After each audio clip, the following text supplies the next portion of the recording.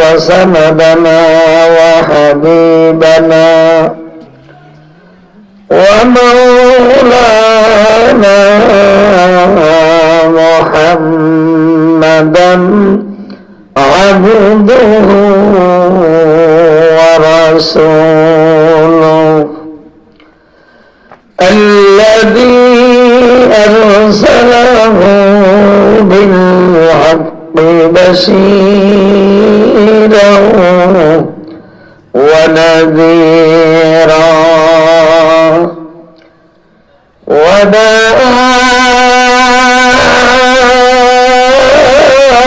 وداعيا إلى الله بإذنه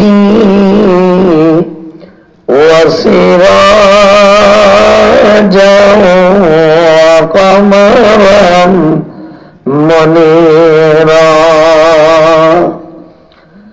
أما بعد فأعوذ بالله من الشيطان الرجيم بسم الله الرحمن الرحيم أفحسبتم أنما خلقناكم عبثا وأنكم إلينا لا ترجعون وقال تعالى أيضا ما خلقت الجن والإنس إلا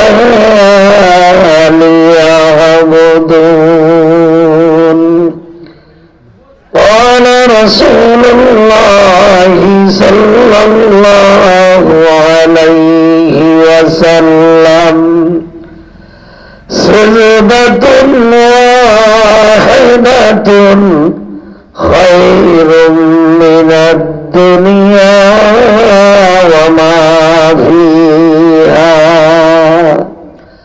محمد رسول درود إبراهيم পড়েন اللهم صل على محمد وعلى آل محمد كما صليت على إبراهيم وعلى آل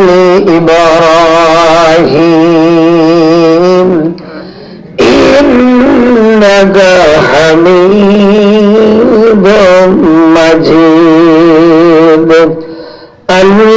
اللهم بارك على محمد وعلى آل محمد كما باركت على إبراهيم وعلى آل إبراهيم إنك حميد مجيد محبت رسول ذکر کر لا إله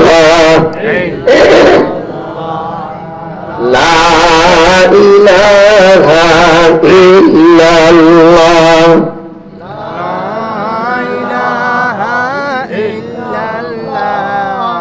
لا إله إلا الله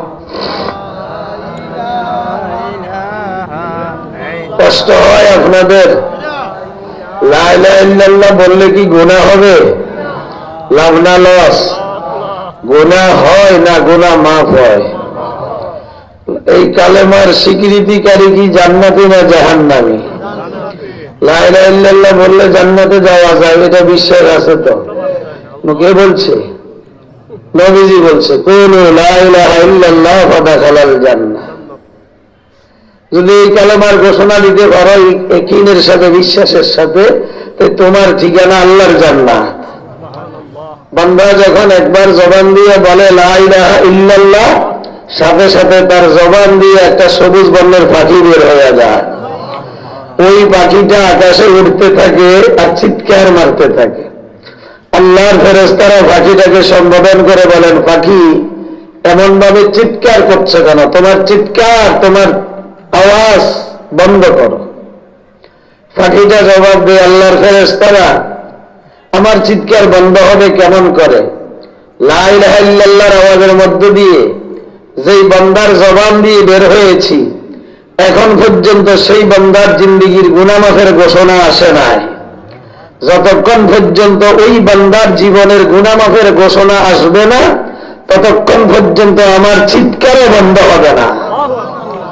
সাথে সাথে আল্লাহর পক্ষ থেকে ঘোষণা আসে, হে আমার রহমতের ফেরেশতারা, পাখিটাকে দাঁড়াইয়া দাও। লা ইলাহা ইল্লাল্লাহর আওয়াজের মধ্য দিয়ে যেই বান্দার জবান দিয়া বের হয়েছে, আমি আল্লাহ পাক এই মুহূর্তে ওই বান্দার জীবনের সকল গুনাহগুলো মাফ করে দিলাম। এবার বলেন, সুবহানাল্লাহ কইতে অলসতা। এই যে লাভের কথা শুনছি, লাভের কথা শুনলে, ফজিলতের কথা শুনলে তো সুবহানাল্লাহ বলতে হয়। অনেকে হা করে আছে, আরে সুবহানাল্লাহ কইলে কি আপনার লস হবে?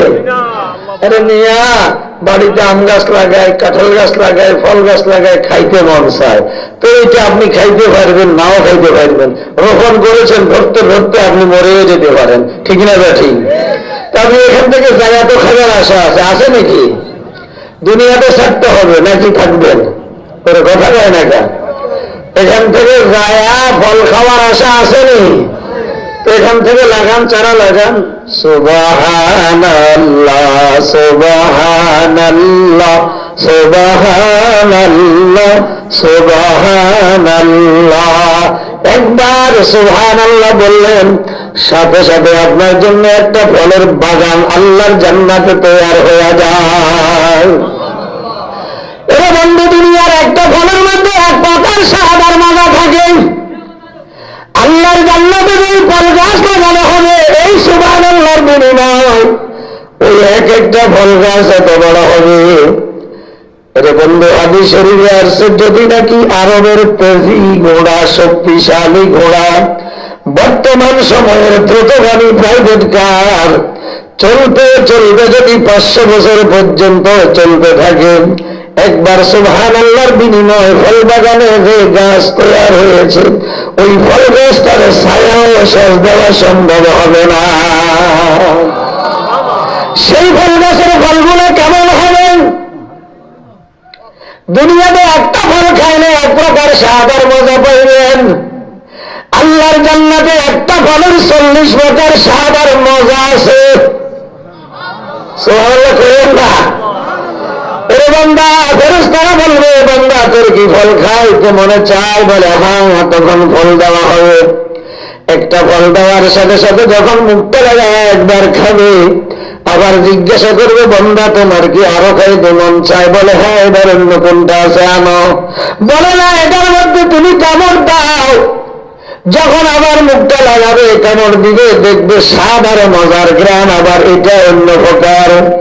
আবার এটা খাওয়ার পরে বলবে, আবার তোমার কি মন চাই? বলে আর একটা এনে দাও। বলে না, এখানে তুমি তোমার মুখটা লাগাও ওই ফলের মধ্যে। তৃতীয়বার যখন মুখ লাগাবে, তখন দেখবে এবার স্বাদ মজা, স্বাদ ভিন্ন, মজা ভিন্ন, গ্রাম ভিন্ন। এইভাবে 40 প্রকার স্বাদ আর মজার গ্রাম থাকবে একটা ফলের মধ্যে। সুবহানাল্লাহ। তো বলতেছিলাম ভাইরা আমার, ওই পাখিগুলো যখন চিৎকার মারবে, আল্লাহর পক্ষ থেকে ঘোষণা আসবে, যাও ফেরেশতারা, এই পাখিটার চিৎকার বন্ধ করো, আমি এই মুহূর্তে আমার বান্দার গুনাহগুলি মাফ করে দিলাম।